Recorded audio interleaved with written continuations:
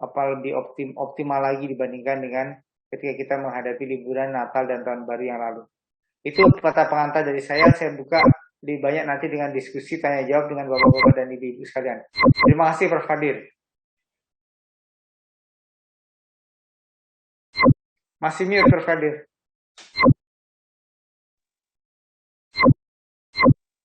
Terima kasih Pak Wamen. Saya kira arahan Pak Wamen itu jelas sekali untuk kita semua, para teman-teman, para direktur utama rumah sakit dan para Kadinkes. Ini dalam rangka mengantisipasi kemungkinan terjadinya lonjakan kasus pasca Lebaran Idul Fitri nantinya. Meskipun ada anjuran pemerintah untuk meniadakan liburan Idul Fitri, menahan teman-teman sekalian untuk tidak pulang ke kampung masing-masing, tetapi ternyata sekarang ini sudah terjadi banyak kebocoran. Dan itu sudah kita harus bisa mengantisipasi mulai sekarang.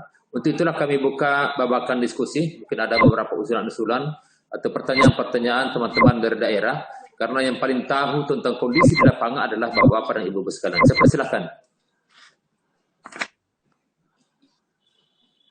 Mungkin dari Tangerang Selatan dulu, mungkin ada Dr. Umi di sini. Ada rumah sakit umum daerah Tangerang, karena Banten dan Tangerang ini termasuk juga yang kasusnya sangat masih tinggi. Atau siapa yang kira-kira bisa memberikan masukan atau mungkin memberikan usulan untuk kita semua?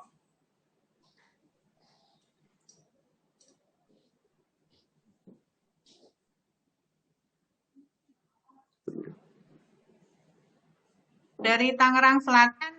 Silakan Bu, dari Tangerang Selatan. Saya dari Rumah Sakit Sari Asi Ciputat, Tangerang Selatan. Ya, silakan Rumah sakit Ibu. Swasta, Prof. Ya, silakan Ibu, silakan. Memang kalau di Tangsel itu masih banyak kasus-kasus COVID-nya. Di rumah sakit kami aja sampai hari ini masih sekitar 40-an yang dirawat. Cuma sebetulnya kalau yang kami rasakan di Tangerang Selatan itu bahwa sejak KMK 4344 itu, Prof, kan yang kasus ringan sedang itu sebaiknya kan memang dilayani oleh pemerintah daerah atau Pemkotnya ya, di puskesmas atau di rumah lawan COVID. Di Tangsel juga ada rumah lawan COVID. Nah, sejak tanggal 20 April itu justru kelihatan cenderung pasien-pasien yang ringan sedang itu memang sudah jarang ke rumah sakit. Nah, tetapi memang kalau yang barat, seperti ICU itu masih full. Kayak rumah sakit kami memang ICU cuma punya 4 untuk COVID. Nah, itu tetap full terus setiap saat. Jadi memang yang perlu dipikirkan adalah di Tangsel itu memang kami masih kesulitan untuk ICU, Prof. Rumah sakit umum Tangsel saya kurang paham ya, ICU-nya kelihatannya juga tidak bisa menampung kasus-kasus berat gitu. Kemudian untuk vaksinasi itu yang kami tahu di Tangsel itu untuk yang tahap 1-2, suntikan 1-2 itu terakhir kalau nggak salah hari ini atau besok kalau di rumah sakit kami yang untuk lansia dan guru. Nah, kami belum dapat drop lagi vaksin, Prof, dari Dinas Kesehatan. Kami sudah beberapa kali tanya, jadi beberapa rumah sakit di Tangsel juga sudah stop tidak pelayanan vaksin karena nggak ada drop vaksinnya. Nah, itu saya kurang paham, Prof. Jadi kendalanya justru di situ. Banyak juga yang masyarakat menanyakan kenapa tidak lanjut vaksinasi lagi yang untuk lansia, yang untuk suntikan pertama dan untuk berikutnya ya. Jadi sekarang ini yang masih berjalan sekarang ini yang suntikan kedua, tapi untuk mulai lagi itu kita diminta stop dulu, Prof. Mungkin itu kalau kendala yang di Tangsel untuk vaksinasi yang lansia dan guru. Kalau yang COVID ya memang kita insya Allah berusaha pasti mendukung pemerintah akan menambah tempat tidur. Kalau memang nanti trennya naik, pasti kita akan menambah itu saja sih. Demikian, Prof. Terima kasih. Terima kasih Ibu Dr. Anitia. Barangkali Pak Wamen bisa langsung merespon, Pak. Bu Anitia, berapa kapasitas ICU yang ada di Rumah Sakit Sari Asih Ciputat? Kalau di Sari Asih Ciputat, ICU-nya ada 4 bed, Dok, Pak Wamen. Kalau untuk bed isolasinya ada yang negatif dan tidak yang biasa, itu jumlahnya kita semua 56. Berapa persen dari kapasitas bed seluruhnya? Sudah 40%, Prof. 40% ya? Kalau Ya. 40% sih kelihatan sudah cukup. Yang paling penting sekarang adalah kelihatannya kalau dari masalah seperti ini, penguatan di wilayah menjadi penting. Jadi saya minta juga Kepala Dinas Kesehatan Tangerang Selatan untuk melakukan koordinasi, untuk melakukan mapping di wilayah Tangerang Selatan, berapa jumlah ICU yang ada, berapa jumlah bed isolasi yang ada di semua rumah sakit yang ada di Tangerang Selatan. Kita sudah punya program namanya Siranap. Dengan program Siranap ini langsung bisa tahu di mana pasien tersebut punya chance untuk bisa dirawat. Apakah program Siranap itu sudah jalan di tempatnya Ibu? Sudah Pak. Sudah ya, sudah mulai jalan. Nah, nanti dari Siranap itu kita saling bisa menuju pasien ke rumah sakit lainnya. Sehingga kalau di rumah sakit Sari Asih penuh, langsung bisa dirujuk ke rumah sakit yang dari Siranap kelihatan kosong. Nah, dengan penguatan wilayah tersebut kita saling membantu karena tidak ada yang sehat satu orang kalau satu orang ada yang tetap sakit. Jadi kita saling membantu dalam hal ini untuk melakukan penguatan di wilayah masing-masing. Jadi saya minta peran dari Kepala Dinas Kesehatan menjadi sangat krusial dalam hal ini. Begitu ya Bu Anitia ya? Ya, baik Dok. Untuk yang vaksin bagaimana ya Dok? Kan kita belum ada drop lagi. Ya vaksin memang kita sedang slow down untuk vaksinnya. Karena memang asupan vaksinnya sedang mengalami penurunan akibat embargo dari bahan baku yang berasal dari India. Tetapi sudah kira-kira kapasitas vaksin yang sudah beredar itu 5,7 juta dosis. Dan ini akan ditambah terus, nanti akan ditambah terus beberapa minggu ini, dan nanti pasti akan dilakukan prioritas ke beberapa tempat yang memerlukan. Kalau diidentifikasi di Tangerang Selatan kosong, pasti nanti akan kita drop di Tangerang Selatan. Dan lagi nanti akan dilakukan model mobilisasi vaksin ini dengan cara baru.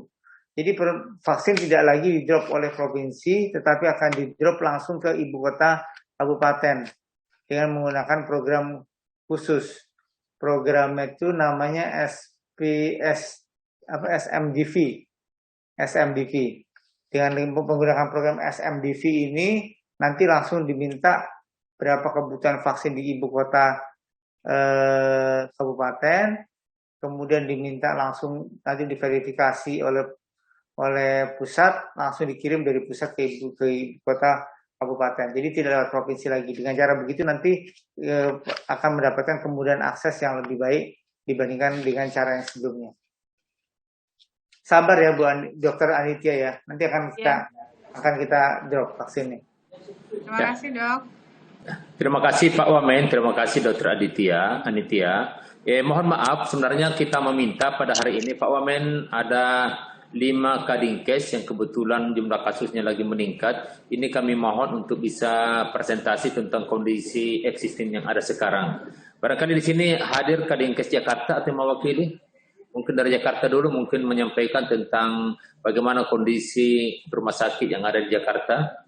Setelah ini nanti kami memohon kesiapan dari Provinsi Sumatera Barat, kemudian Sumatera Selatan, apalagi Jawa Barat, dan barangkali Sumatera Utara.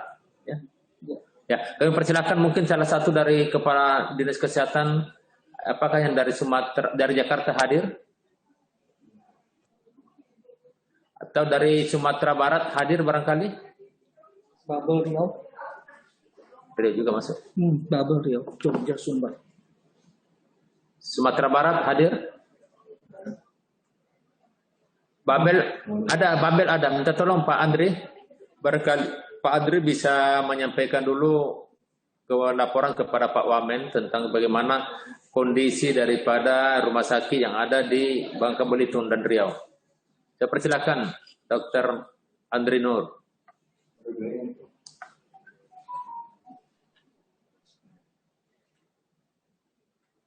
Dr. Andri hadir? Dr. Andri?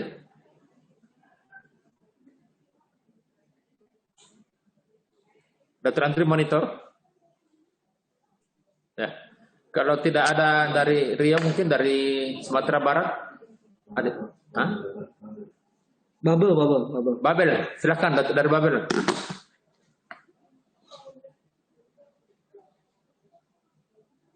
Sampai ke bawah dari presentasi. Ya, Pak Dirjen, Pak Dirjen. Dari Sumatera Barat, silakan Pak. Ada kepala Indonesia hadir?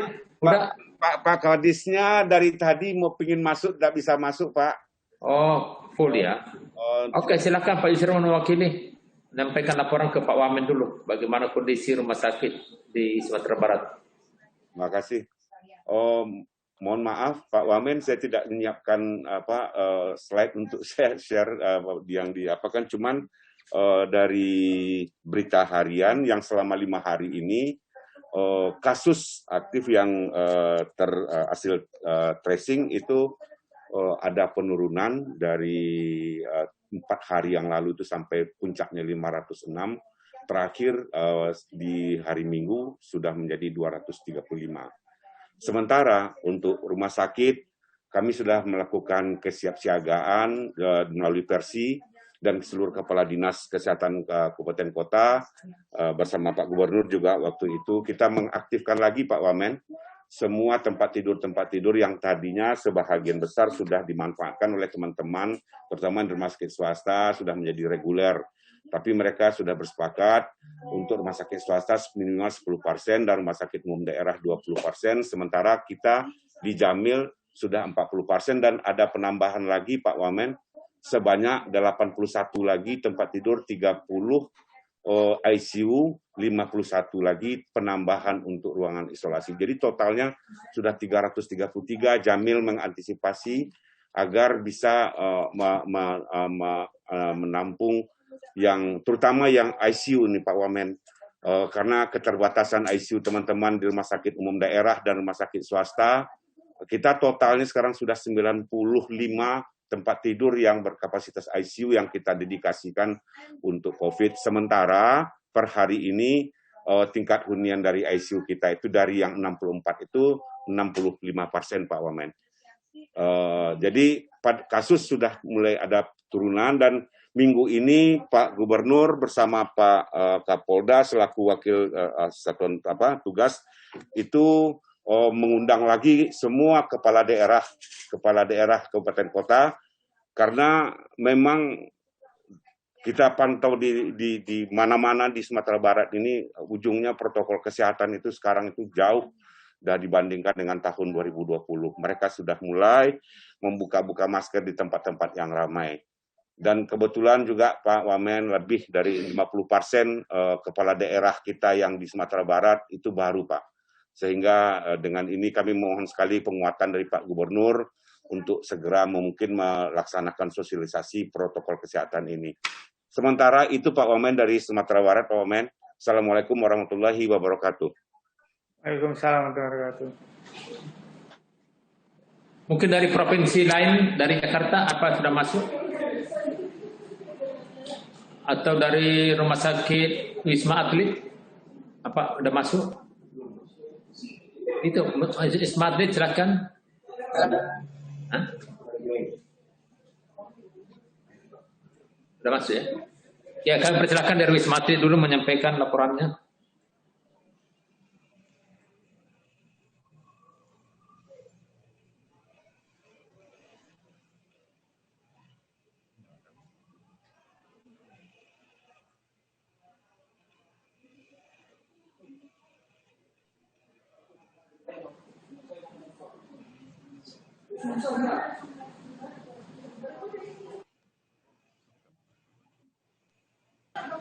Dari rumah sakit Wisma Atlet, kami persilahkan untuk bisa memberikan laporan singkat kepada Pak Wamen.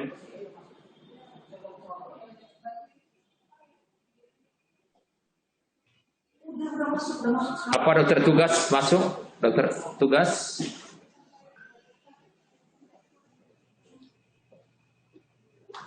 Dinkes DKI masuk. Atau dari Dinkes DKI dulu? Kalau memang Jakarta Dinkes DKI silakan. Kalau dari Rumah Sakit Aulia Pandeglang boleh masuk duluan, Pak? Dinkes DKI. Dinkes DKI. Dinkes DKI.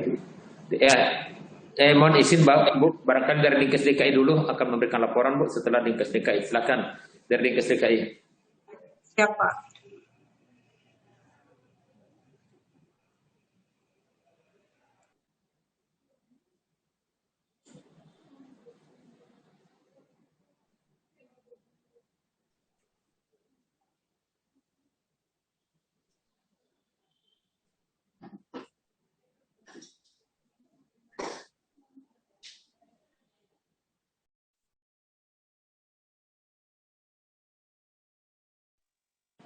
Jakarta belum masuk ya? Pak Cuk, tidak masuk. Tapi saya persilakan Jakarta. Kita semua respon Pak. Dari Wisma ada dari Wisma Atlet? Selain itu apa lagi? Dinkes DKI Sumatera Selatan. Oke, mungkin dari Sumatera Selatan kalau hadir. Ya, ada Cuk. Ya, silakan dari Sumatera Selatan. Ada Kabid Yankes.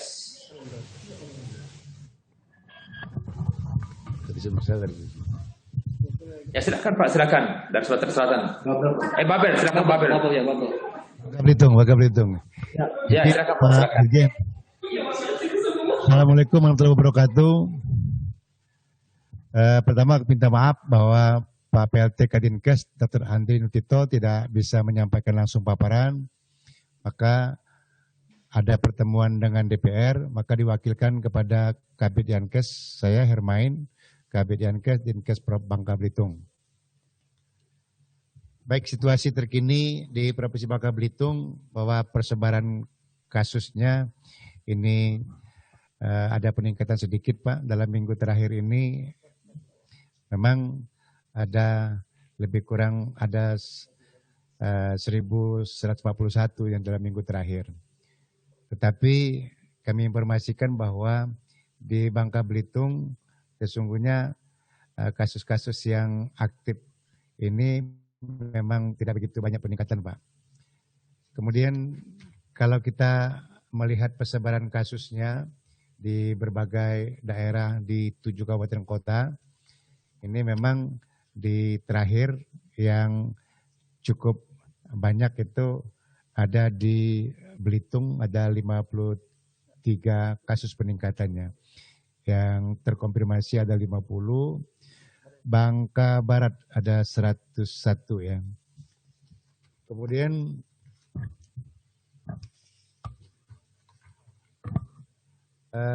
kalau kita ngelihat tren hariannya juga terkonfirmasi COVID-19 di Provinsi Bangka Belitung juga ini ada peningkatan sedikit Pak, ada peningkatan sedikit dan juga pada kelompok umurnya lebih banyak pada kelompok umur 20 sampai 44. Kemudian berdasarkan penetapan kriteria wilayah pemeriksaan rapid menurut Kemenkes maka ada beberapa kriteria A, B, dan C Pak. Untuk Pangkal Pinang itu kriteria A dan Bangka Tengah dan Bangka Barat kriteria B, sedangkan Belitung dan Belitung Timur kriteria C. Nah tentunya ini menyebabkan bahwa ada hal-hal yang terkait dengan kemampuan untuk PCR yang mampu dilakukan lebih cepat kurang dari 24 jam untuk di Kota Pangkal Pinang dan untuk B-nya lebih dari 24 jam sampai 3 hari. Kemudian untuk ketersediaan tempat tidur Pak, di Bangka Belitung untuk tempat tidurnya non-COVID itu ada 1.932, yang COVID-nya ada 357. Kemudian untuk ICU non-COVID-nya 64, kemudian yang COVID-nya 50. Untuk total isolasi, untuk tempat tidur isolasinya dengan non-COVID ada 94 dan COVID-nya 307. Jadi Bangka Belitung sudah ada rumah sakit darurat COVID, Pak, yang punya kemampuan 100 tempat tidur. Alhamdulillah sudah operasional, dan memang kita saat ini Provinsi Bangka Belitung di provinsinya tidak mempunyai lagi untuk wisma karantina, maka akan kita pusatkan di rumah sakit provinsi. Jadi beberapa hal yang terkait dengan tempat tidur, alhamdulillah kita sudah cukup, Pak. Walaupun bor saat ini masih 36%, Pak. Itu Pak laporan singkat yang bisa kami sampaikan untuk Provinsi Bangka Belitung. Mudah-mudahan berkat dukungan dari Kementerian Kesehatan, penanganan COVID di Provinsi Bangka Belitung ini bisa kita lakukan dengan baik. Demikian laporan Pak Dirjen dari Bangka Belitung. Ya, terima kasih Pak. Tapi barangkali yang paling penting adalah kami ingin mendapatkan data tentang kesiapan rumah sakit, Pak. Jadi misalnya tentang jumlah tempat tidur, misalnya penambahan tempat tidur sekarang ini berapa sebenarnya sih yang betul-betul siap untuk menanggulangi peningkatan kasus. Yang kedua, bagaimana dengan SDM, Pak? Apakah ada masalah dengan SDM? Ini mestinya dipresentasikan tentang SDM kesehatan dari semua rumah sakit. Demikian juga dengan kesiapan logistik dan obat-obatan, termasuk APD, masker dan sebagainya. Itu juga kami, kalau bisa Pak, nanti bisa dibuatkan laporannya seperti itu, supaya kita bisa melihat apakah ini ready atau tidak ready, misalnya rumah sakit di Bangka Belitung. Seperti itu kira-kira Pak. Jadi minta tolong nanti kalau mungkin pertemuan berikutnya yang dilaporkan seperti itu, supaya kita betul-betul bisa melihat tentang kesiapan rumah sakit yang ada di Bangka Belitung. Seperti itu Pak, barangkali. Siap Pak Dirjen. Ya. Melaporkan nanti. Ya, mohon izin barangkali Pak Wamen mau merespon Pak. Ya, beberapa hal yang penting dalam komentar tadi disampaikan oleh Sumatera Barat, itu sudah 333 bed yang diperuntukkan untuk isolasi COVID dan 95 ICU. Tetapi juga mesti dipetakan di secara keseluruhan itu berapa bed. Itu yang nanti harus kita antisipasi di se-Sumatera Barat. Nanti koordinasi dengan kepala dinas, sehingga kita bisa mengalokasikan dengan program kalau perlu program Siranap ini diuji coba lagi di provinsi tersebut, di tiap-tiap provinsi oleh kepala dinas, sehingga simulasi-simulasi ini itu sudah kita lakukan sebelum kita menghadapi kasus yang sebenarnya. Mudah-mudahan nanti bisa dikerjakan oleh kepala dinas di di masing-masing provinsi. Tentang penguatan di provinsi-provinsi lain, tadi disampaikan oleh Bangka Belitung juga kelihatannya sudah mulai dijalankan. Mudah-mudahan nanti lebih baik lagi. Yang paling penting adalah kerjasama antar rumah sakit ini menjadi sangat penting, karena kita tidak bisa berdiri sendiri secara eksklusif, tapi kita harus saling bekerja sama di antara wilayah. Ya, penguatan wilayah ini sangat penting. Mungkin sementara itu yang saya sampaikan Pak Kadir. Kami persilakan dari Jakarta atau Sumatera Selatan sudah hadir nih, Palembang silakan. Sumatera Selatan silakan. Dari Palembang siapa yang masuk? Wisma Atlet dulu Pak, yang untuk memberikan gambaran DKI Jakarta. Oke, kalau belum Wisma Atlet, saya persilakan Wisma Atlet, Dr. Asno, untuk bisa memberikan gambaran tentang kondisi di rumah sakit Wisma Atlet kita sekarang ini. Silakan Pak, ini Jakarta penting nih. Ya. Terima kasih. Suara saya bisa didengar Pak? Saya cek lagi. Ya, Pak. Suara, mohon maaf tadi agak gangguan teknis baru bisa gabung. Yang terhormat Bapak Menkes, Pak Dirjen, yang terhormat para Bapak semua peserta rapat pagi ini, evaluasi gambaran tentang COVID di Jakarta, khususnya di Wisma Atlet akan kami laporkan. Izin kami mau share screen. Maaf, saya buka masker.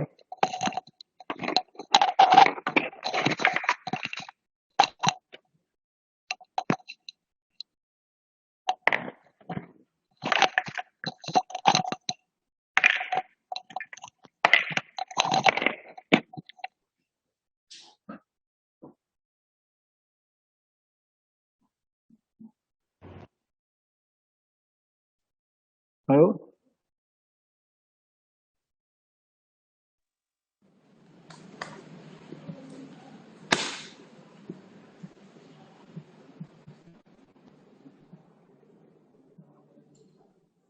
Apa bisa dilihat screen kami? Mohon izin? Bisa, Pak. Kelihatan, Pak. Oh, udah. Oh. Terima kasih. Ini data pasien Wisma Atlet per 26 April. Ini Jakarta nasional mungkin sudah dilaporkan. Saya tidak bahas untuk. Ini untuk kasus Jakarta, izin. Kasus aktif. Belum kelihatan Pak. Pak Asno belum Belum kelihatan. Ya. Belum kelihatan, Jan. Izin. Belum Pak, belum Pak. Siap. Minta tolong ya.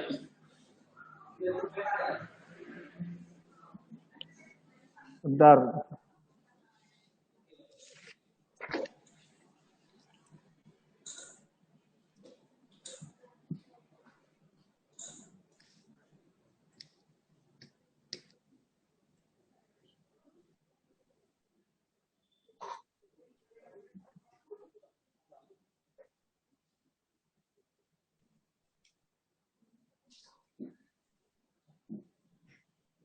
Maaf, yang keluar nih gambar Pak Dirjen terus nih yang keluar ya. Mohon dibantu? izin Pak ya. Pak Dirjen sudah ditutup. Sudah Pak. Ya.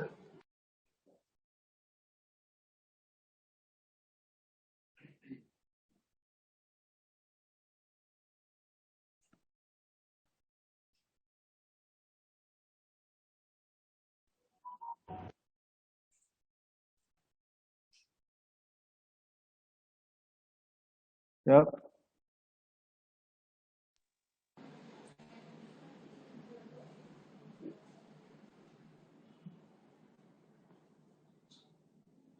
Bisa didengar? Bisa dilihat? Sebagai co-host sudah Pak, sebagai co-host ya silakan. Bisa masuk. Ya.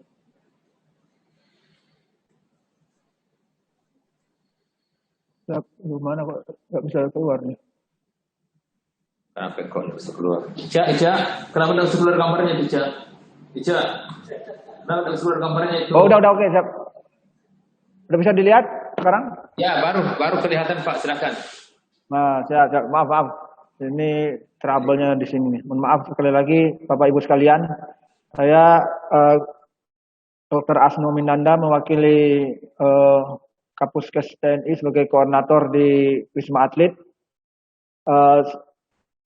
Ini untuk angka nasional mungkin saya tidak perlu bahas, saya sampaikan. Ini angka di Jakarta sebelah kiri, sebelah kanan angka di Wisma Atlet, izin. Di mana untuk Wisma Atlet saat ini kami sedang merawat sampai hari ini maksud saya 1.544 saat huniannya. Kemudian dengan tingkat kesembuhan 96,25%. Slideshow kurang kelihatan gambarnya Pak. Slideshow. Oh, slideshow ya. Kurang. Tolong Pak ya. Udah selesai, izin. Oh, ya Kak. Belum Pak ya.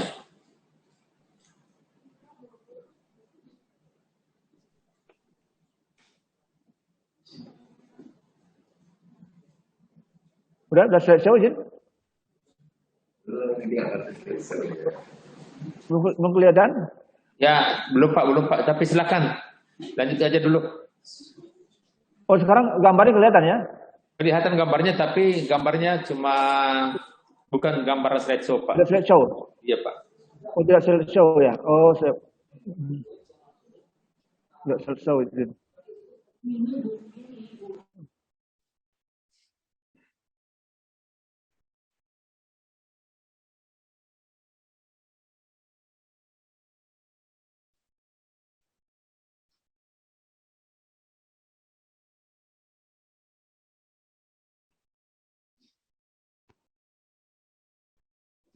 Bagi ini Mau menampilkan nanti. Ya, ini belum muncul. di sini tuh pakai Bentar. ini. Pakai ini dulu, buku boleh atau ini boleh. Ya. Pakai buku aja. Ya, nah udah posisi gini, baru nanti masuk ke zoom-nya. Kembali ke zoom. Dari tunggu. Yuk. Siap. Cepat aja. Siap sudah. Siap, izin udah melihat? Bagus. Ya. Silahkan Pak, lanjut. Lanjut, mohon maaf nih. Ini untuk angka nasional tidak perlu kami bahas, izin. Ini untuk angka Jakarta 25 April kasus aktif 7.100 sekian, dan untuk di Wisma Atlet saat ini yang kami rawat adalah 1.544. Itu di tower 5, 6, dan 7. Dilihat perbandingannya nanti di slide berikutnya. Ini data secara menyeluruh, di mana untuk hari ini pasien kami itu masuk yang baru adalah 53 orang baru masuk, dan tapi yang pulang 101. Jadi terlihat angka pasien masuk ada kecenderungan lebih sedikit daripada pasien keluar untuk 1 minggu terakhir. Dan kapasitas bed kami ini 5.994. Saat ini terhuni 1.544, masih ada sisa bed 4.450 dengan persentase hunian 25% sekian.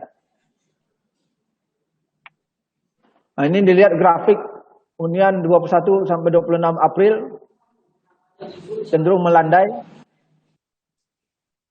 di mana angka yang keluar lebih banyak daripada angka masuk. Ini contohnya angka masuk dan keluarnya selalu lebih tinggi yang keluar daripada yang masuk. Terakhir yang keluar 102 sehari kemarin dan masuk 53.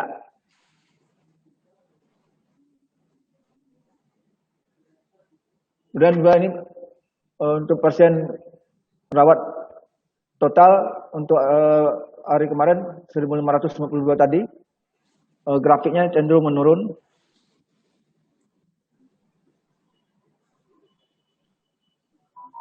Untuk lihat dari umur dan jenis kelamin, kami melihat bahwa sebagian besar di angka produktif 15 sampai 45 tahun angka yang kami rawat, di mana 66,2%. Dan angka laki dan perempuan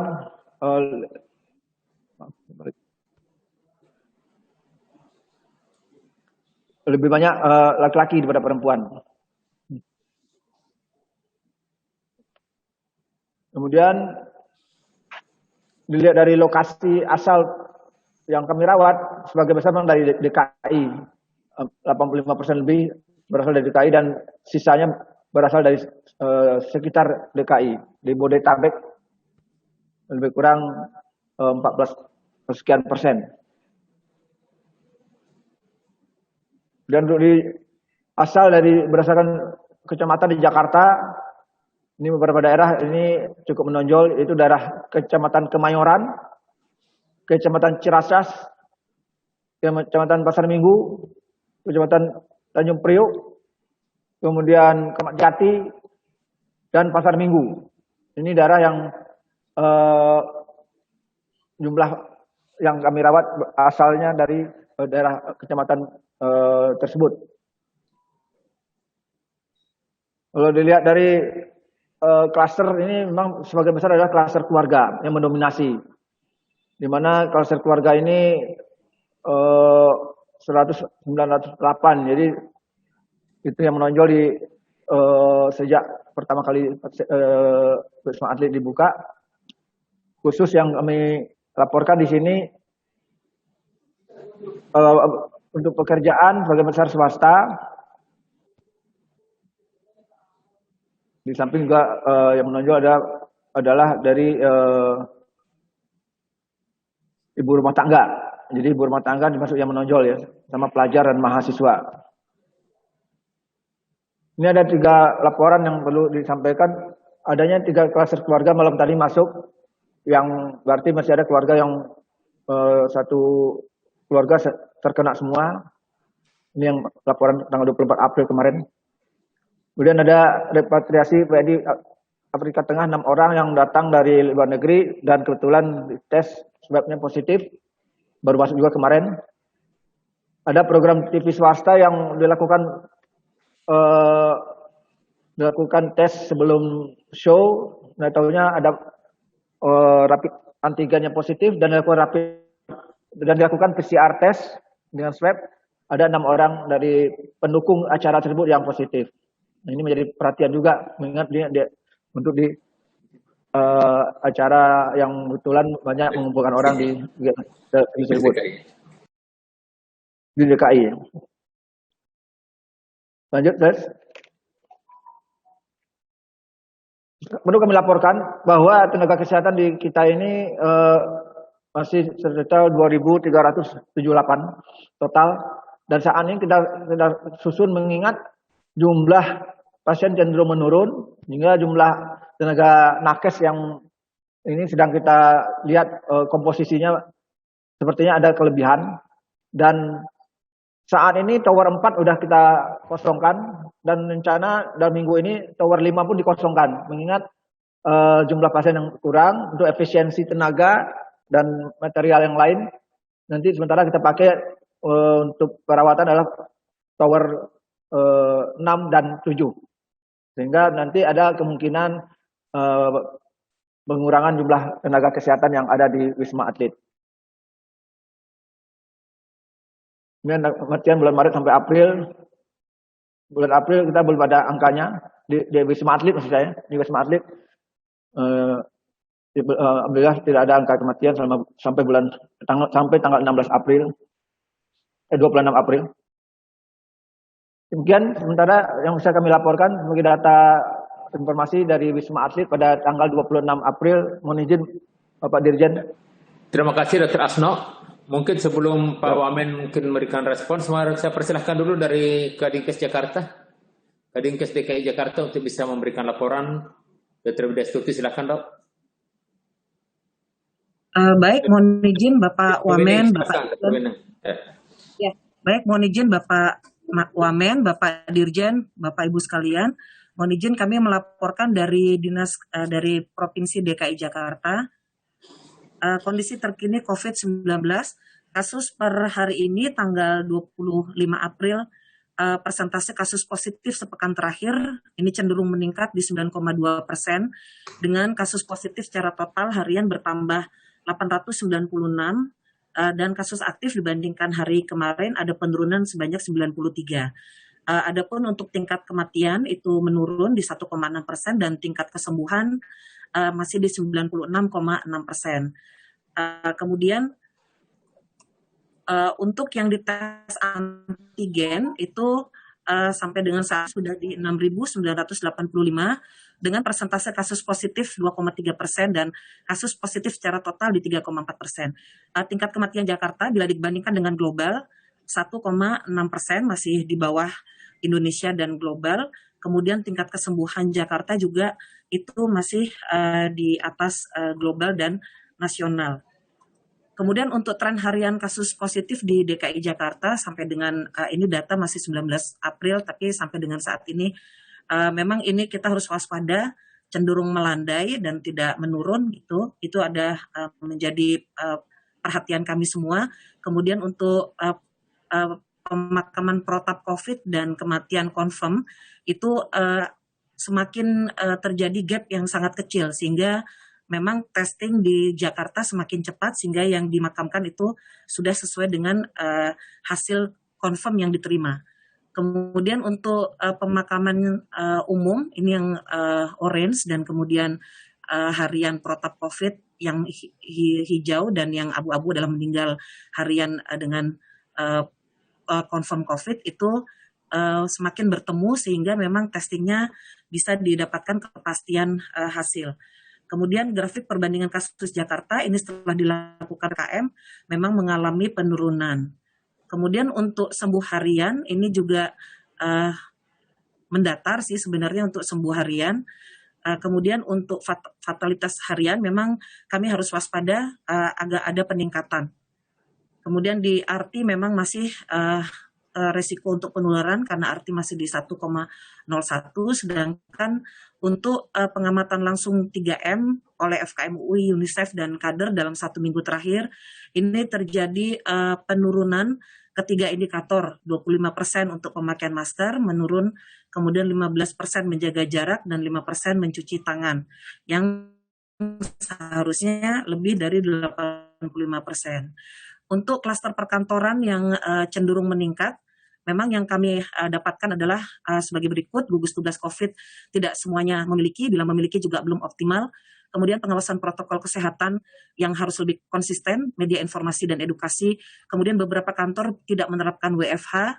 Kemudian rata-rata pada saat istirahat jam makan siang, pegawai tidak menerapkan protokol kesehatan, mobilitas yang tinggi dan banyak tertular bersumber dari keluarga. Juga ventilasi ruang kantor yang tidak baik. Kemudian rapat-rapat sudah dilakukan dengan tatap muka dan tidak semua kantor terbuka untuk melaporkan kasus. Kemudian untuk yang dinas keluar kota dan juga tidak dilakukan WFH dulu setelah menjalani dinas keluar kota sehingga kemungkinan dapat menularkan. Adapun distribusi pekerjaan pasien positif sampai dengan saat ini memang paling banyak adalah belum atau tidak bekerja dan pelajar atau mahasiswa, sehingga mungkin memang terdapat dari penularan klaster keluarga. Untuk case fatality rate memang terbanyak di usia lebih dari 70 tahun, sedangkan kasus tertinggi kematian ada di 51 sampai 60 dan 61 sampai 70 tahun untuk laki-laki. Ini adalah ketersediaan bed di DKI Jakarta, di mana tempat tidur isolasi ada sebanyak 6.946 dan pasien sebanyak 2.500 sehingga persentasenya 36%. Kemudian untuk tempat tidur ICU saat ini ada di 1.046 dengan pasien ICU di 428 sehingga persentasenya 40%, 41%. Untuk rujukan itu masih ada 101 rumah sakit rujukan masih seperti 6 Januari 2021 dengan Kepgub 14 2021, di mana seluruh RSUD ada 13 yang sebagai rumah sakit yang total menerima pasien COVID. Kemudian harus menaikkan kapasitasnya sampai dengan 50%. Ini adalah persentase konversi bed dari beberapa kepemilikan. Jadi dari RSUD sudah merubah bednya 54% untuk COVID, kemudian vertikal di 27%, TNI Polri 27%. Mungkin ini data mohon izin kalau belum ada yang sesuai untuk vertikal dan TNI Polri, nanti kami akan update kembali. BUMN juga sudah 50% dan rumah sakit swasta di 36%.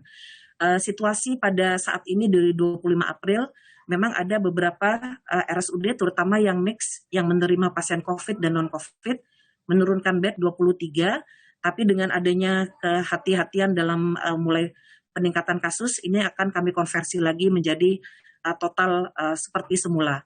Rumah sakit vertikal juga ada yang mulai menurunkan bednya, TNI Polri juga, dan rumah sakit BUMN. Tapi untuk secara umum keterpakaian isolasi dan ICU itu semuanya mengalami penurunan untuk semua kepemilikan rumah sakit di DKI. Ini adalah hotel untuk isolasi mandiri, di mana untuk ketersediaan kamar sampai saat ini masih mencukupi untuk beberapa hotel yang kami siapkan di DKI. Untuk meningkatkan kualitas pelayanan dan menurunkan angka kematian, kami juga mengajukan rumah sakit vertikal, Permohonan rumah sakit pengampu di DKI Jakarta yang kami petakan antara rumah sakit AB dan puskesmas. Kemudian kalau yang ini adalah rumah sakit vertikal yang kami mohonkan kepada Kementerian Kesehatan yang akan sebagai pengampu rumah sakit umum daerah dan rumah sakit khusus daerah dalam pelayanan COVID. Ini adalah penetapan SK pemetaan rujukan sehingga rumah sakit dan puskesmas, kemudian rumah sakit AB dan CD semuanya sudah terpetakan sehingga untuk layanan rujukan COVID dan non-COVID menjadi lebih baik. Kemudian ini adalah web aplikasi donor plasma convalescence. Web ini sudah kami terapkan di RSUD DKI dan nanti kami dalam waktu dekat akan melakukan sosialisasi kepada rumah sakit seluruh DKI.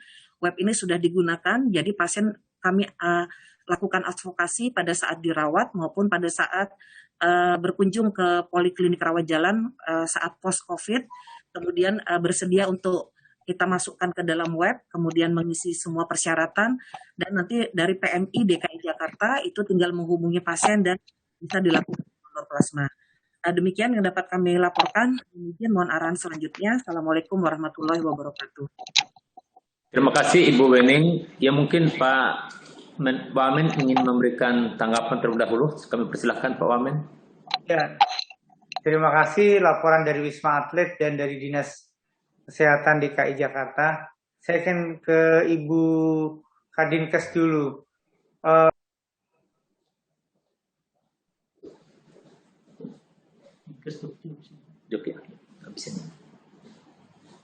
Masih mute Pak Wamen.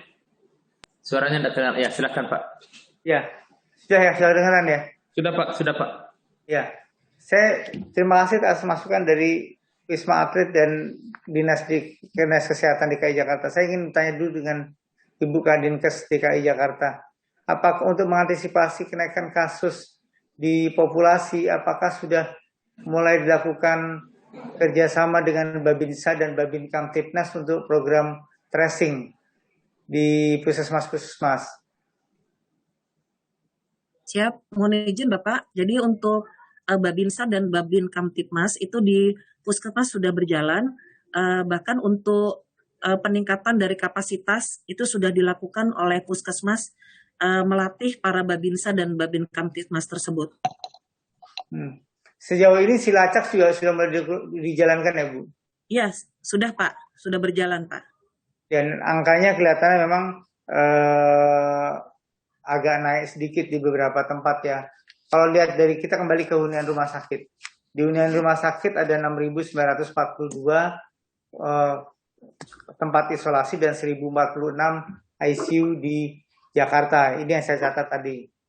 Ini keterisiannya sekitar 40-50%. Beberapa mencapai ruang isolasi sampai 60% di rumah sakit BUMN. Nah, kita mesti berhati-hati membuat lagi simulasi tentang SDM, terutama SDM-nya. Simulasi SDM untuk peningkatan kapasitas ruangan yang mungkin nanti akan ditingkatkan menjelang Lebaran dan menjelang Lebaran nanti. Kenaikan kasus sih mungkin akan naik, tapi kita redam supaya naiknya tidak terlalu tinggi. Tapi walau bagaimana harus dilakukan evaluasi untuk menjangkau supaya secara sistem ini berjalan dengan lancar. Jadi simulasi tenaga kesehatan yang bekerja itu sudah harus mulai dilakukan dari sekarang. Sehingga nanti tidak kaget lagi waktu kasusnya naik.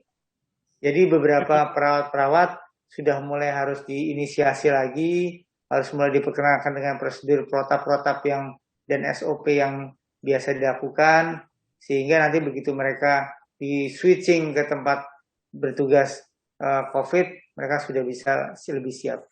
Itu dari saya. Siap. Terima kasih Bapak. Terima kasih Pak Wamen. Mungkin kita lanjut dengan presentasi dari Kepala Dinas Kesehatan DKI Pak Yogyakarta. Silahkan dari Jogja. Ya, selamat pagi. Assalamualaikum warahmatullahi wabarakatuh. Selamat siang Pak Wamen. Selamat siang Pak Dirjen. Selamat siang Ibu Bapak sekalian. Apakah suara saya terdengar dengan baik, Pak? Dengar, Pak. Bagus, Bu. Silakan. Baik, terima kasih. Bapak, mungkin sebelumnya kami mohon maaf karena hari ini terima kasih Pak Wamen, Pak Dirjen, kami vaksinasi massal, Pak Menteri Pariwisata dan Ekonomi Kreatif datang untuk meninjau yang sudah kita lakukan.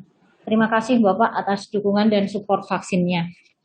Yang pertama mohon izin Pak, saya langsung saja dia Pak Dirjen menyampaikan beberapa hal.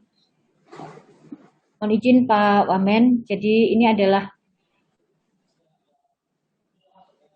sudah terlihat slide kami Pak Dirjen? Belum Bu, belum.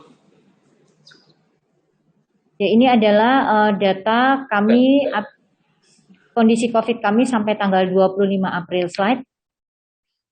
Izin langsung saja slide. Ini adalah tampilan yang selalu setiap hari kami lakukan, terutama jumlah kasus, kemudian kesiapan rumah sakit, baik untuk TT yang isolasi maupun untuk yang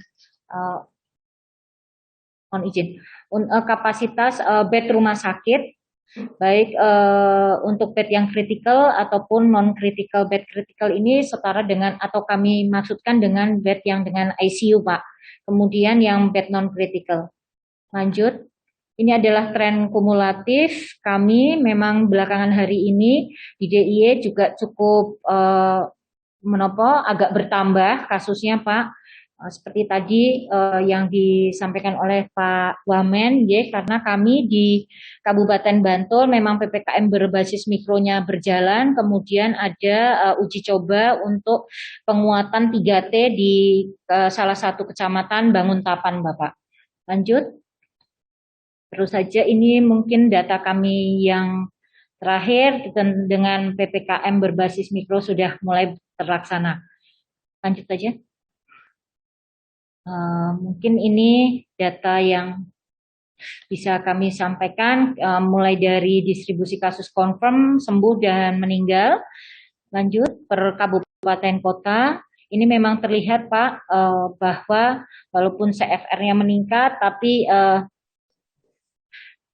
RR-nya juga menaik Pak, juga recovery rate kami sudah angka di 87.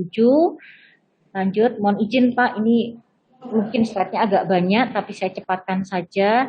Ini adalah data kasus kami saat PPKM tahap 1 sampai hari ini tahap 8. Jadi memang penambahan kasus setiap harinya masih naik turun. Mulai dari di PPKM tahap pertama dia di angka 29,71%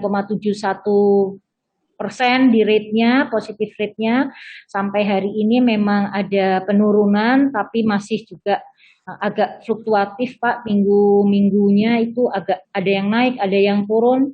Selanjutnya, ini juga untuk kasus sembuhnya, baik dari sebelum PPKM maupun sampai PPKM tahap 8. Lanjut, mohon izin ini data-data kasus meninggalnya. Jadi saat ini memang ada sedikit kenaikan dibanding PPKM di tahap 3 Bapak. Walaupun memang naiknya sedikit sekitar 0,07%. Lanjut. Secara grafik bisa kami aturkan bahwa jumlah kasus aktif COVID-19 di PPKM tahap 8 ini memang terjadi penurunan. Saat ini kami ada di posisi rata aktif kasusnya ada di 14%. Dengan sebelumnya ada di angka 16 dan 19 sebelumnya lagi atau dua periode sebelumnya. Lanjut saja. Mungkin kami izin langsung ke slide, mohon izin Pak. Lanjut saja di slide berikutnya. Lanjut. Ini adalah kasus konfirmasi. Jadi berdasarkan kelompok umur di DIY masih didominasi oleh kelompok umur 21 sampai 30 tahun. Saat ini memang masih cukup banyak klaster keluarga, Bapak, dari data yang masuk kepada kami. Di slide berikut, lanjut saja, perempuan lebih sedikit saat ini, laki-laki memang lebih mendominasi. Kemudian distribusi kasus meninggal saat ini memang cukup banyak di DIY, Bapak, dan progres report kami terbanyak adalah komorbid untuk diabetes mellitus dan hipertensi, dan sekaligus kami matur memang Provinsi DIY ini PTM-nya cukup tinggi, Bapak, ataupun kalau bisa matur memang tinggi, sehingga kami juga berupaya untuk menurunkan angka PTM ini yang berdampak terhadap kasus kematian di COVID-19 ini. Selanjutnya, terbanyak adalah di usia 61 sampai 70, dan ini secara nyata ada di data dalam NAR untuk kasus meninggal di DIY. Jumlah pemeriksaan PCR hari ini atau sampai saat ini per minggunya jumlah sudah diperiksa 257 dan seterusnya, Bapak. Kemudian positif rate totalnya ada di 16,45% seperti tadi kami aturkan, dan 7 hari terakhir ada di 22,77%. Rumah sakit rujukan tetap kami masih bertahan dengan 27 rumah sakit rujukan, Bapak, semua masih aktif untuk memberikan pelayanan. Pemakaian atau jumlah bed yang saat ini ada cukup memenuhi atau cukup bisa memberikan pelayanan terhadap kasus-kasus COVID yang ada. Dari sejumlah 27 rumah sakit tersebut, maka ada 782 bed untuk yang non-kritikal, kemudian yang kritikal atau ICU ada sebanyak 113 bed. Lanjut, absolut penggunaan bed di minggu terakhir ini, Bapak, ada sekitar 407, jumlah total 358 untuk yang non-kritikal, dan untuk yang kritikal ada 49. Sedangkan bornya untuk yang kritikal ada di angka 44 di minggu 8 ini, dan yang non-kritikal ada di sekitar 40. Lanjut. Itu yang bisa kami aturkan, Bapak. Pada prinsipnya seluruh puskesmas dan rumah sakit tetap memberikan pelayanan untuk penanganan kasus COVID-19 ini. Kami aturkan kembali Pak Dirjen. Terima kasih. Makasih Ibu. Mungkin terakhir Pak dari Provinsi Riau dulu sebelum ada komen dari Pak Wamen. Saya persilahkan Provinsi Riau. Terima kasih Pak. Terima kasih Pak Dirjen, yang terhormat Pak Wamen, Pak Dirjen, dan Bapak Ibu yang hadir di Zoom meeting. Mohon maaf, saya terlambat karena baru mendapatkan informasi. Alhamdulillah masih bisa bergabung. Situasi COVID di Provinsi Riau memang 2 minggu terakhir ini terjadi peningkatan, Pak Wamen, yaitu di atas angka 4, kepala 4 dalam 1 minggu ini. Dan terakhir kemarin penambahan 424, di mana dengan kondisi tersebut kasus terkonfirmasi yang ada di Provinsi Riau 41.694, dan tentunya ini dengan kasus aktifnya 9,1%, di mana 7,1%, 2.977 itu merupakan isolasi mandiri, dan yang dirawat di rumah sakit 838, yaitu 2%. Angka kesembuhan ini pada saat Bapak Wamen datang ke Provinsi Riau itu angka kesembuhan kami 94%. Nah, dengan adanya peningkatan kasus maka tergeret turun menjadi 88,4%. Di mana dengan kondisi seperti ini tentu ini juga menjadi perhatian yang sangat ini bagi kami di Provinsi Riau. Dan yang meninggal 1024 yaitu 2,4%. Dan memang kalau dilihat dari kondisi daripada bulan kemarin, nah itu Provinsi Riau memang terjadi peningkatan yang sangat signifikan. Nanti bisa kami lihat di grafik berikutnya. Nah, ini situasi di masing-masing kabupaten kota, di 12 kabupaten kota, serta kasus yang berasal dari luar provinsi, masyarakat yang ada di provinsi lain, ada di Pekanbaru atau di Riau. Nah, memang untuk kontribusi daripada kasus, Pekanbaru merupakan kota yang mempunyai kontribusi yang sangat tinggi, yaitu hampir 48% yang ada di kota Pekanbaru. Dan tentu dengan isolasi mandiri yang paling tinggi juga dan dirawat rumah sakit serta meninggal sebanyak 422 per 25 April sekarang. Ini data secara breakdown per kabupaten kota. Nah, dilihat dari kasus dari awal pandemik, dari Maret sampai April ini, kabupaten kota yang mempunyai kasus terbanyak yaitu Pekanbaru, Dumai, Siak, Kampar, dan Bengkalis. Dan ini memang merupakan daerah kepulauan, kemudian di daerah perbatasan antara Provinsi Riau dengan Provinsi Sumatera Barat. Dan di beberapa daerah yang mempunyai jalur masuk dari baik itu dari udara maupun dari lautan, yaitu adanya jalur masuk melalui pelabuhan. Kemudian kita lihat di sini breakdown per kabupaten kota mengenai kasus aktifnya, baik itu isolasi mandiri maupun yang dirawat di rumah sakit. Jadi breakdown di 12 kabupaten kota serta di luar provinsi.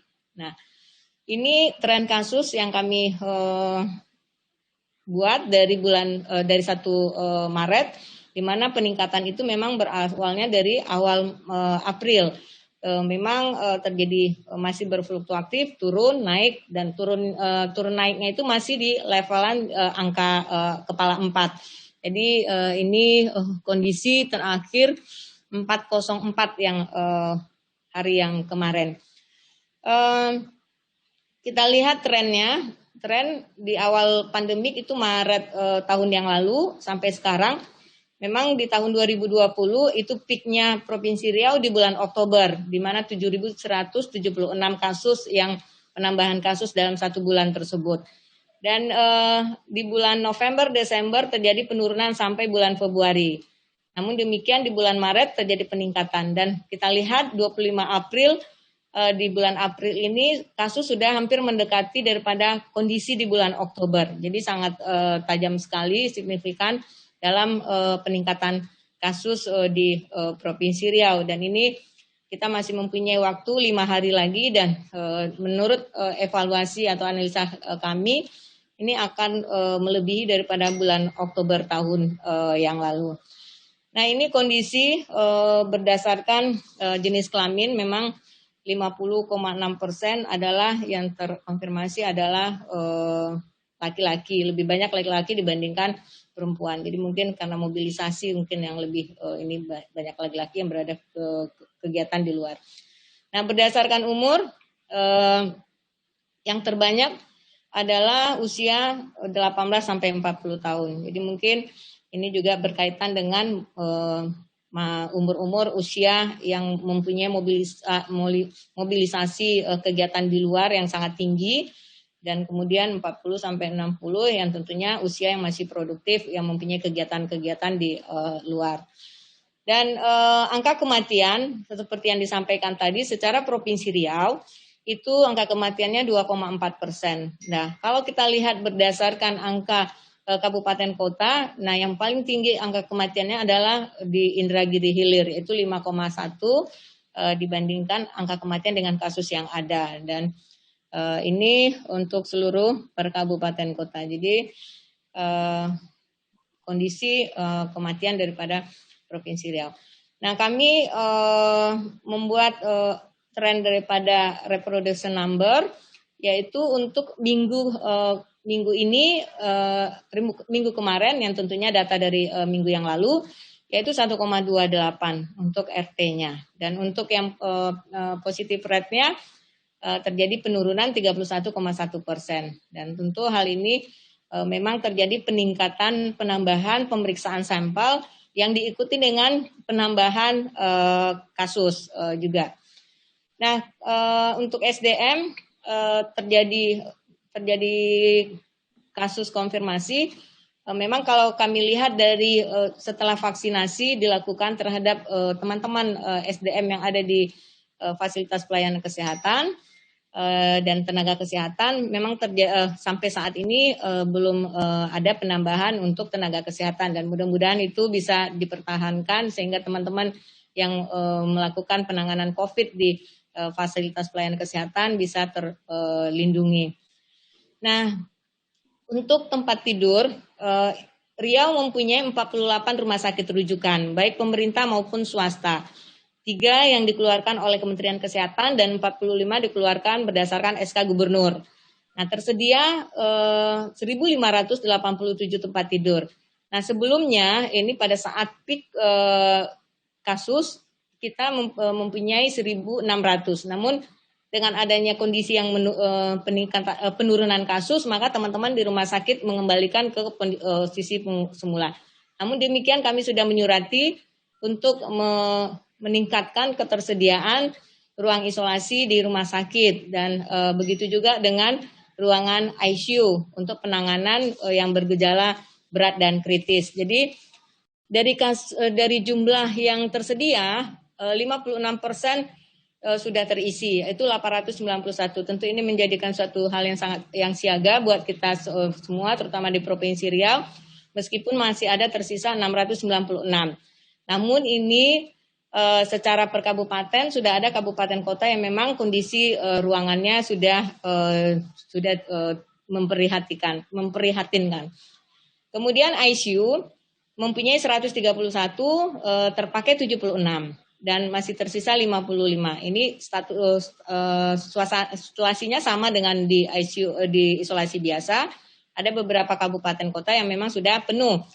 Nah, untuk isolasi mandiri, kami mempunyai beberapa ruangan isolasi yang semulanya sebelum terjadi peningkatan ada 1.300 ruangan tempat tidur isolasi mandiri. Namun kembali lagi karena adanya penurunan pada beberapa bulan yang lalu, maka ruangan tersebut, gedung tersebut tidak ada yang terpakai. Ada beberapa sekarang kita menggunakan ruangan LPMP, Gunung LPMP dan Bapelkes untuk isolasi mandiri. Nah, ini tentunya dengan peningkatan kasus sudah ada terjadi antrian masuk ke dalam ruangan isolasi gedung isolasi mandiri yang disiapkan oleh pemerintah. Dan kami akan membuka kembali gedung BPSDM yang ada di Provinsi Riau untuk peningkatan ketersediaan isolasi mandiri, karena dengan situasi yang sudah ada antri yang di beberapa LPMP dan di Bapelkes. Jadi ketersediaan tempat tidur 622 di seluruh kabupaten kota, dan yang sudah terpakai 220. Dan memang pada saat sebelumnya itu di masing-masing kabupaten ada di beberapa desa yang mempunyai isolasi di desanya. Jadi untuk melakukan isolasi apabila di daerah tersebut terjadi kasus. Ini breakdown untuk ruangan isolasi di rumah sakit dan ICU. Jadi per kabupaten kotanya. Jadi kalau kita lihat di Pekanbaru sendiri ICU-nya sudah 69%. Jadi berumah sakitnya yang untuk isolasi biasa 60%. Bahkan kalau kita lihat di Siak itu ruangan isolasi di Kabupaten Siak yang tertinggi yaitu sudah terpakai sebanyak 92%. Jadi secara Riau, secara provinsi itu 56% untuk isolasi dan 58% untuk ICU. Nah, ini beberapa gedung tempat isolasi mandiri yang disiapkan oleh pemerintah provinsi dan kabupaten kota untuk yang tidak bergejala atau bergejala ringan. Jadi breakdown daripada tadi. Nah, kita lihat, berdasarkan pemeriksaan sampel dan jumlah kasus, memang dilihat di sini terjadi peningkatan pemeriksaan sampel dan tentu diikuti dengan terdetek konfirmasi positif juga banyak. Jadi dilihat memang dari bulan Februari, dari bulan Januari memang pemeriksaannya lebih tinggi di bulan April ini. Jadi mungkin ini kami sampaikan. Jadi ini terkait juga dengan tracing, tracking, dan yang dilakukan oleh teman-teman di puskesmas.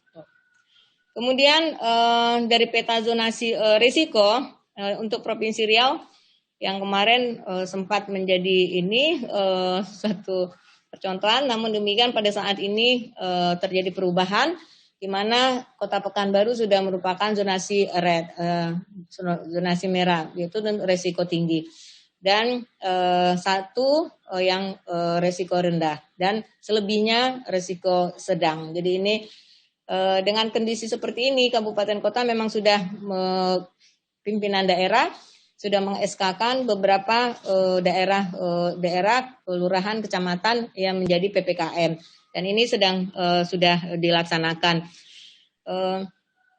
Kami tentunya dengan kondisi seperti ini, pemerintahan kabupaten kota dan provinsi sudah memberlakukan PPKM per RT RW sesuai dengan Inmendagri dan SE daripada Kepala BNPB, dan sudah membentuk posko-posko yang sudah dilakukan pengawasan baik terhadap TNI yang dilakukan oleh TNI Polri, Satpol PP, dan di kabupaten kota dan provinsi, yaitu tentang pengawasan 3M protokol kesehatan yang dilakukan di masyarakat. Dan tentu dengan adanya peningkatan ini maka dilakukan peningkatan kontak tracing jadi 1:15, sementara kita masih di 1:5. Nah, dengan kondisi sekarang ini kami tentunya melakukan peningkatan ketersediaan ruang isolasi, ICU, dan obat-obatan di rumah sakit di masing-masing daerah. Dan itu sudah ada surat edaran yang disampaikan ke kabupaten kota untuk peningkatan ketersediaan ruang isolasi, ICU, dan obat-obatan untuk mengantisipasi terjadinya kasus-kasus di daerah. Dan menyediakan rapid antigen di kabupaten kota tentunya untuk didistribusikan ke puskesmas untuk pelaksanaan tracing dan tracking di wilayah masing-masing.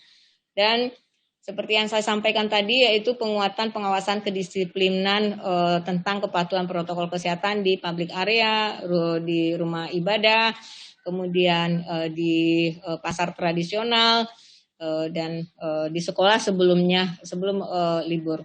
Nah, ini kemudian kami mempunyai Perda nomor 4 tahun 2020, yaitu tentang perubahan Perda 21 2018 tentang penyelenggaraan kesehatan. Di sana sudah ada sanksi apabila masyarakat, individu maupun pelaku usaha apabila tidak menerapkan protokol kesehatan. Namun demikian, ini perlu memang komitmen dan konsistensi di lapangan terkait dengan pelaksanaan ini. Dan tentu ini semua terkait dengan instansi di luar daripada kesehatan. Dan pada saat ini kami Provinsi Riau ditunjuk sebagai tempat masuknya pulangnya pekerja migran Indonesia PMI atau yang kemarin TKI. Dan kami kemarin sudah meninjau dengan Bapak PLT Dirjen P2P ke Dumai tentang pelaksanaan persiapan daripada pemulangan tersebut, yaitu ke pelabuhan, kemudian berkoordinasi atau rapat dengan Pemko Dumai dan lintas sektor terkait di Dumai, PHRI, dengan KSOP, dengan Bea Cukai, Imigrasi, dan lain-lainnya. Tentu untuk melihat sampai berapa banyak kapasitas yang bisa disiapkan di Dumai tersebut. Namun ada beberapa permasalahan yang dihadapi. Yang pertama adalah Dumai hanya mempunyai 1 PCR karena sesuai dengan aturan bahwa setiap yang dari luar negeri harus dilakukan 2 kali pemeriksaan, yaitu hari pertama dan hari kelima. Sementara untuk sekali masuk untuk pemulangan itu informasi yang didapat itu ada hampir 15.000 yang mau masuk dan dipulang maksimalnya 300 per hari, dan tentu ini menjadi pemikiran kita bersama dalam pelaksanaan tersebut. Rumah sakit di Dumai hanya memerlukan hanya mempunyai satu PCR, sementara jumlah yang akan diperiksa banyak, dan sudah didapati suatu kebijakan dari Pak PLT Dirjen P2P, yaitu mengirimkan mobile lab PCR yang berasal dari Sumatera Utara dan Sumatera Selatan, dan sedang dilakukan prosesnya. Dan beberapa kapasitas untuk karantina, nah itu juga menjadi kendala karena kapasitas hotel atau wisma di Dumai itu tidak terlalu tidak banyak gitu. Jadi mungkin ini juga menjadi perhatian terkait dengan pemulangan PMI kita ini. Nah kemudian ini juga terkait dengan pelaksanaan vaksin. Mungkin untuk vaksin mungkin kami di Provinsi Riau sudah melaksanakan untuk tahap kedua, yaitu dengan total sasaran vaksin 964.846. Nah, SDM kesehatan memang sudah 99,8%, dan petugas publik baru 41,5%. Lansianya memang rendah, Pak Wamen, meskipun sudah dilakukan vaksinasi massal di beberapa tempat untuk supaya akses daripada lansia lebih mudah, yaitu dilakukan di beberapa tempat di hotel maupun di tempat gedung-gedung yang aksesnya memudahkan. Namun demikian ternyata lansia juga masih rendah, yaitu 2,8%. Dan tentunya kami akan meningkatkan, karena untuk malam hari kita sudah memberikan edaran kepada seluruh kabupaten kota untuk melaksanakan pelayanan vaksinasi di malam hari kalau misalnya di siang hari tidak memungkinkan, dan itu sudah dilaksanakan meskipun belum semuanya. Nah, ini capaian vaksinasi Provinsi Riau seperti yang dipaparkan di awal, mungkin sudah nggak perlu. Kemudian ini capaian vaksinasi 1 dan 2-nya per tanggal 28 April. Nah, kami sudah mendapatkan tahapan termen ke-4 dan ke-5 yang berdasarkan hub yang dengan PBF yaitu Indofarma, dan yang terakhir yaitu melalui Indofarma dan Tempo, yang tentunya sesuai dengan kebijakan dari pusat. Jadi mungkin itu beberapa hal yang terkait dengan di Provinsi Riau. Jadi mungkin mohon arahan Pak Wamen terkait dengan kondisi Riau saat ini. Terima kasih Pak Direktur, Pak Dirjen, dan Bapak Ibu sekalian. Assalamualaikum warahmatullahi wabarakatuh. Assalamualaikum. Ya, izin Pak Wamen, Pak Dirjen lagi ada tugas lain dari Pak Menteri, jadi sementara saya handle dulu Pak, izin Pak. Baik, terima kasih Ibu Kadinkes Riau. Mungkin dari Pak Wamen ada tanggapan Pak? Monggo saya persilakan Pak. Ya, ada persamaan antara Jogja dan Riau, yaitu dua-duanya adalah tempat destinasi tujuan mudik. Jadi ini mesti diantisipasi. Kalau di Jogja itu adalah para pemudik lokal, sedangkan kalau di Riau ini adalah PMI, migran dari Indonesia yang berasal dari luar negeri. Dan ini mesti diantisipasi untuk menghindari peningkatan kasus. Khusus untuk Riau, karena tadi sudah ada peningkatan kasus yang hampir menyerupai bulan Oktober sebanyak 6.942 kasus. Ini baru 5 hari lagi mungkin akan menyamai bulan Oktober. Saya sarankan untuk melakukan genome sequencing pada beberapa contoh kasus. Kalau kita menemukan mutan genome sequencing yang spesifik, variant of concern, maka harus cepat-cepat kita lakukan evaluasi tracing yang lebih ketat lagi. Jadi nanti Ibu Kepala Dinas tolong berkoordinasi dengan KKP. Nanti KKP ini akan koordinasi dengan Litbangkes untuk mengirimkan sampel ke Litbangkes untuk dilakukan genome sequencing. Siapa yang dilakukan genome sequencing adalah mereka yang dirawat dengan CT yang rendah. Dan diambil contoh beberapa, saya minta setiap minggu dikirim 5 atau 6 sampel ke Litbangkes supaya kita bisa melakukan genome sequencing. Karena polanya kelihatannya agak menarik nih di Riau. Karena di mana tempat-tempat lain yang menurun, di Riau justru makin meningkat dan mendekati bulan Oktober. Kemudian itu yang pertama. Kemudian yang kedua mengenai obat-obatan, saya minta untuk di Jogja dan di Riau ini menghadapi situasi mudik nanti dan pasca mudik nanti, obat-obatan itu harus disediakan mulai sekarang, dihitung kapasitasnya supaya tidak terjadi kekurangan pasukan obat-obatan. Dan terutama saya lihat adalah kasusnya adalah kasus ringan dan sedang. Kasus ringan dan kasus sedang ini kalau bisa dihandle pada fasilitas kesehatan yang dasar. Fasilitas kesehatan dasar ini harus bisa menjangkau dan melakukan pengobatan kepada pasien-pasien tersebut dengan memberikan obat-obat antiviral. Jadi obat antiviral tidak harus dilakukan di fasilitas rujukan, tetapi juga di fasilitas dasar. Sehingga pasien-pasien tersebut tidak numpuk di fasilitas kesehatan tingkat rujukan. Jadi dengan panduan, pasti semua sudah punya buku panduan yang dikeluarkan oleh Pak Acok dan Pak Kadir. Mudah-mudahan sudah ada, kalau belum ada nanti tolong dikirimkan secara daring lewat forum ini supaya semua petugas kesehatan di tempat tersebut mempunyai panduan klinis untuk melakukan kegiatan medis yang terstandar. Dan salah satu kegiatan klinis terstandar tersebut adalah pemberian obat-obat yang punya evidence base yang bagus dan optimal.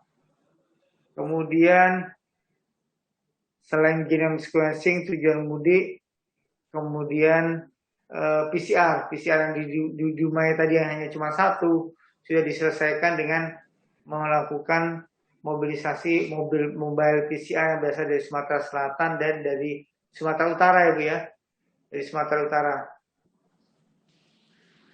Mungkin izin Pak Menteri.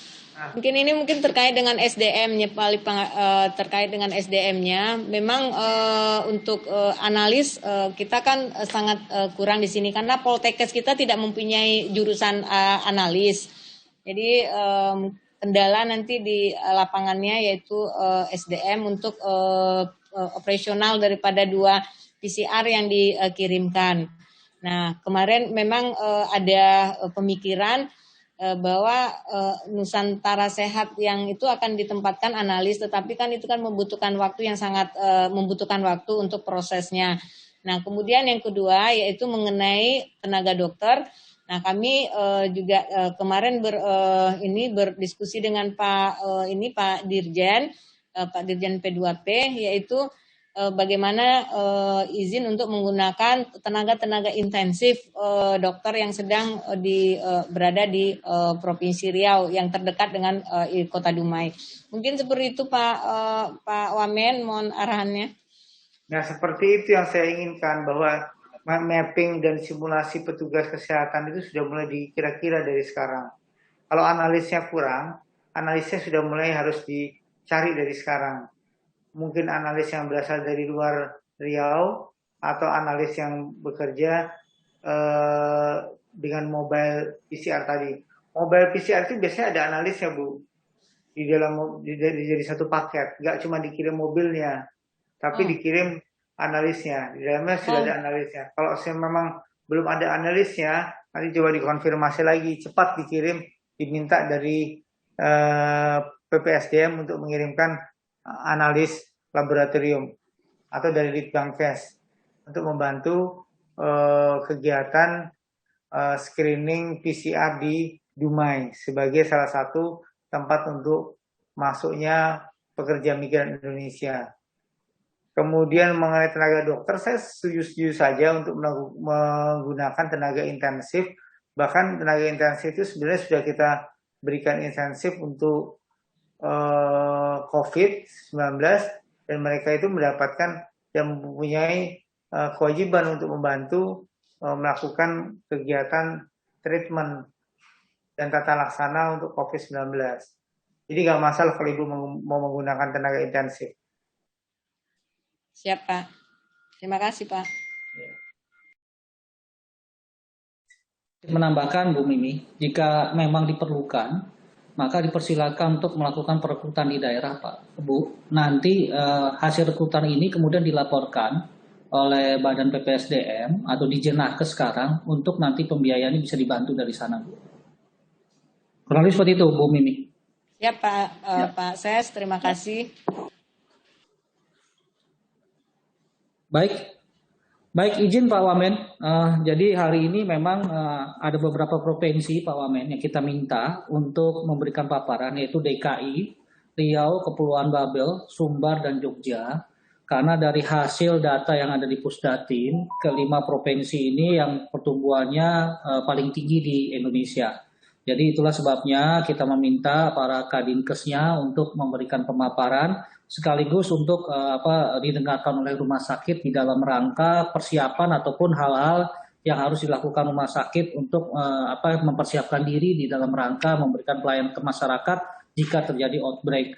Tadi sudah disampaikan oleh Pak Wamen dan juga Pak Dirjen bahwa sebentar lagi kita akan menghadapi tadi mudik pulang kampung, tradisi Lebaran yang mungkin akan sulit. Mungkin ada saja yang lolos karena Indonesia ini cukup luas ya. Masyarakatnya juga banyak yang fanatik terkait dengan program mudik ini. Tentu nanti ada yang lolos dan tentu saja kita harus siap-siap semua.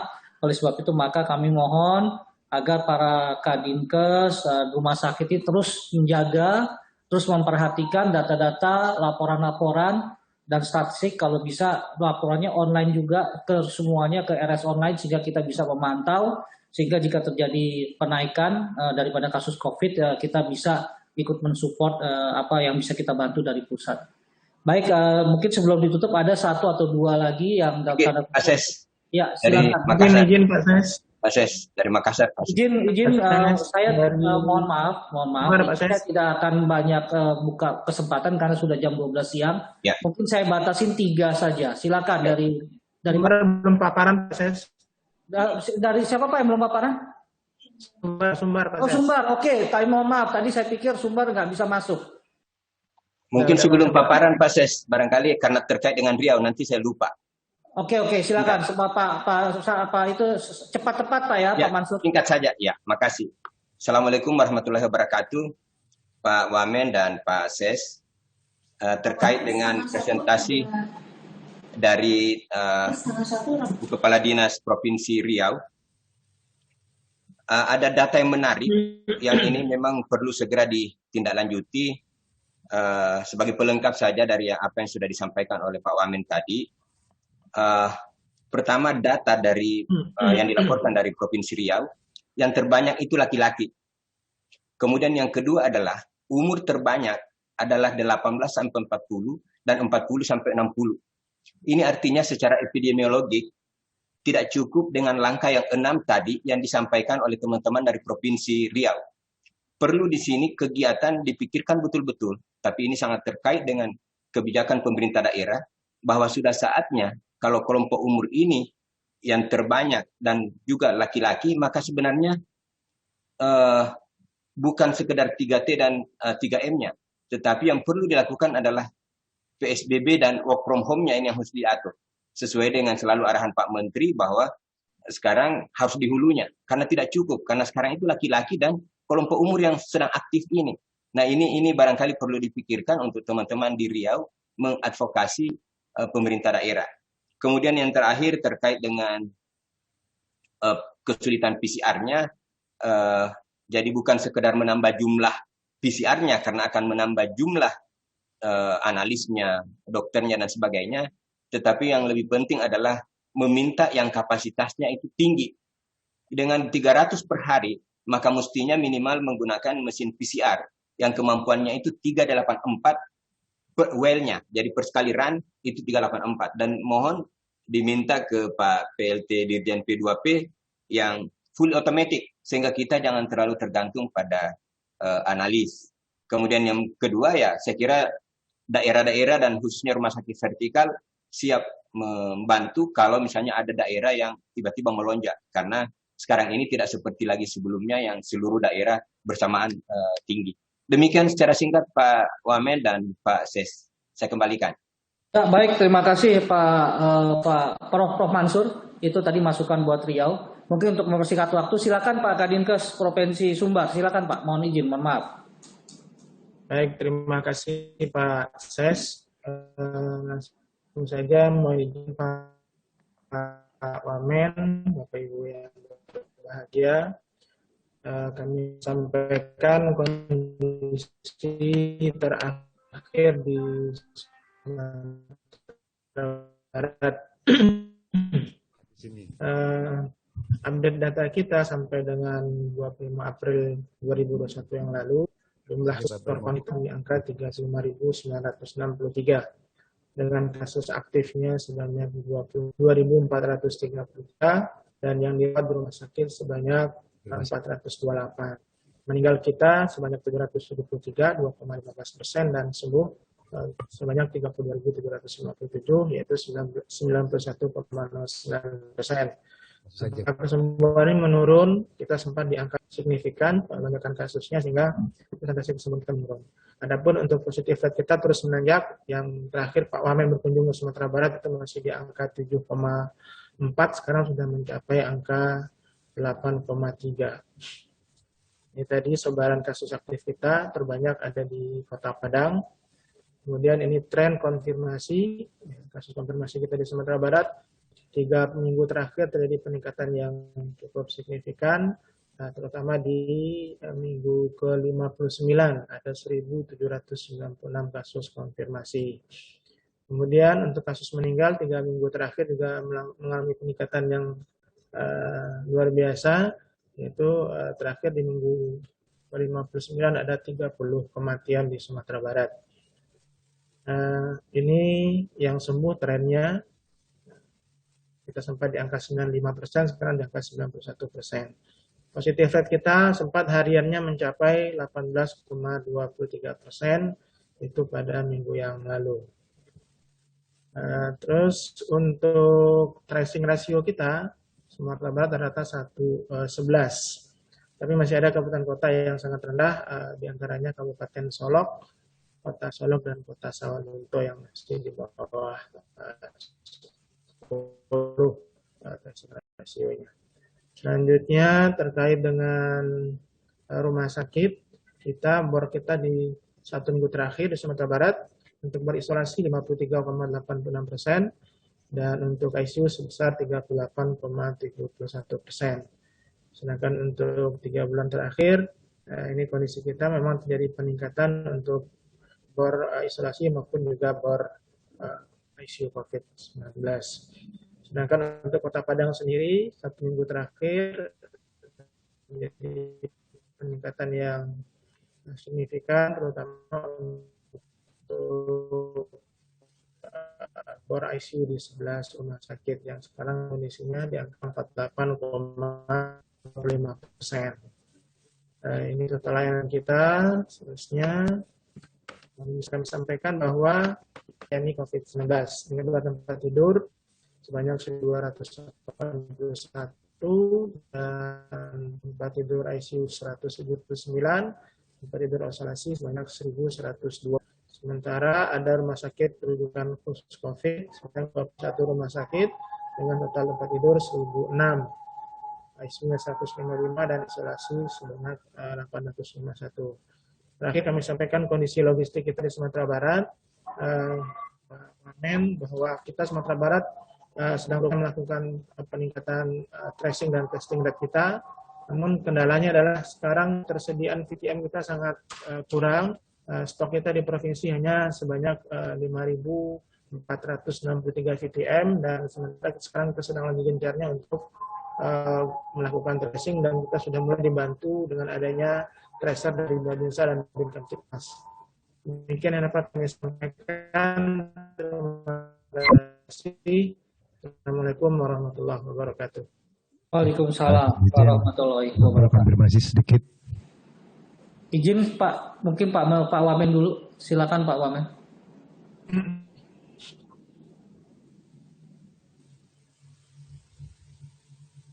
Izin Pak Wamen. Ya, terima kasih. saya cukup berterima kasih dengan capaian kontak rasio 1:11 tadi. 1:11 ini cukup lumayan bagus untuk beberapa daerah. Bahkan tadi saya lihat ada beberapa kontak rasio di beberapa tempat yang sampai 1:23. Nah ini memang yang kita inginkan, bahwa kontak rasio tracing ini harus diperkuat supaya kita mencegah fatality rate. Fatality rate itu hanya bisa dikendalikan kalau kita menemukan kontak rasio lebih dini. Kalau kita menemukan kontak rasio lebih dini, kita mengobati pada stadium lebih awal. Kalau kita mengobati stadium lebih awal, maka kita menurunkan fatality rate yang lebih baik. Satu yang saya ingin pesankan itu. Yang kedua adalah secara klinis, saya minta untuk penggunaan high flow kanal nasal oksigen ini menjadi lebih agresif dibandingkan dari sebelumnya untuk mencegah pasien ini masuk ke ICU. Jadi penggunaan HFNC ini kalau kita gunakan lebih agresif di tempat-tempat isolasi, mungkin akan mencegah pasien itu masuk ke dalam gagal napas yang harus dibantu oleh ventilator. Jadi tolong pada bapak-bapak kepala rumah sakit dan kepala dinas yang ada di sini untuk melakukan revisi pada tata laksana yang sudah ada sebenarnya di dalam protokol pengobatan apa kita menggunakan HFNC. Dan ini saya tekankan lagi supaya kasus-kasus tidak masuk ke dalam kondisi yang lebih berat. Kemudian VTM yang kurang tadi, nanti tolong dikomunikasi lagi Pak dengan Alkes ya, atau dengan Pak Acok, mungkin dengan Pak Acok nanti dimediasi dengan Pak Acok.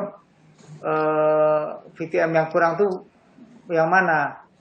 Kalau memang kekurangan VTM-nya, nanti kita bisa fasilitasi untuk segera melakukan distribusi ke daerah tersebut. Tapi mesti ada permintaan. Dari 764 laboratorium, Bapak harusnya termasuk yang mengajukan apa enggak?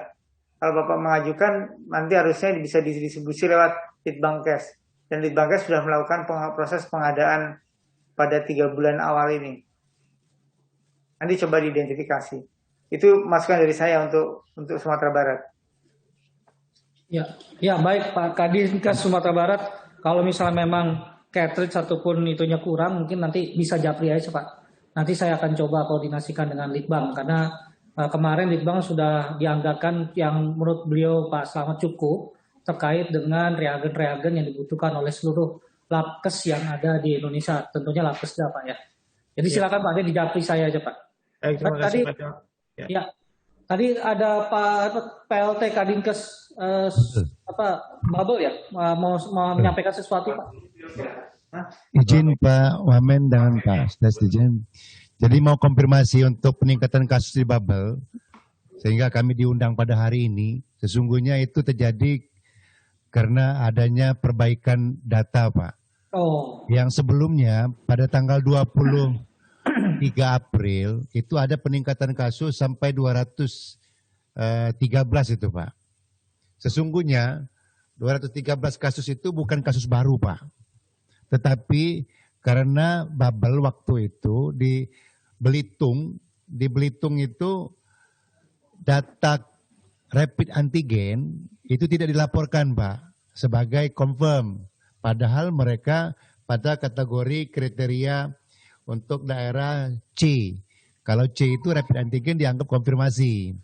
Nah karena mereka ragu-ragu waktu itu belum dimasukkan. Baru diperbaiki datanya tanggal 23, sehingga pada tanggal 23 tersebut data kasus konfirmasi naik menjadi 213.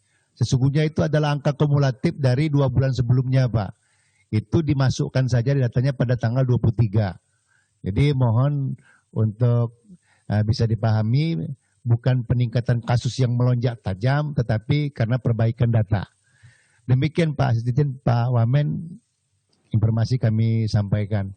Sesungguhnya relatif sama, hanya di Pangkal Pinang pada tanggal 23 April itu ada 40 kasus.